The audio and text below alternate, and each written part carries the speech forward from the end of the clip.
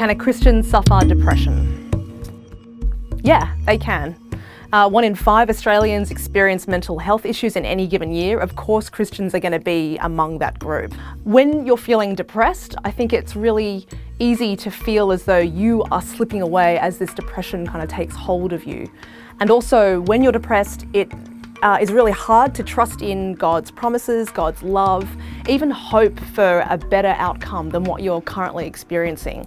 So if that's you, I've got 2 things that I want you to know.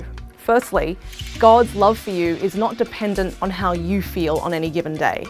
The historical fact of the crucifixion and the resurrection that's attested to in the Bible is, if you like, an objective marker of God's love for you that has nothing to do with how you feel about God or how you feel about yourself. So you really have to hold on to that and grip onto it for dear life if that's your case. And secondly, I remember this podcast that we did with a Christian guy who has bipolar disorder.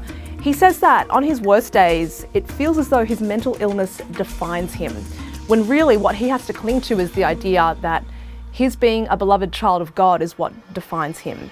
So I want you to keep hold of that and remember that if this is you. Now, if you are depressed, then please seek professional help. And notice I say professional. This doesn't mean that you can't tell people at church if you are a Christian, but it also means just don't let it just stop there. Make sure you go and get some actual professional help. And secondly, if you are friends with someone who has depression, then really what can you do to help them? You can listen. You can listen to them. You can pray for them and pray with them and encourage them.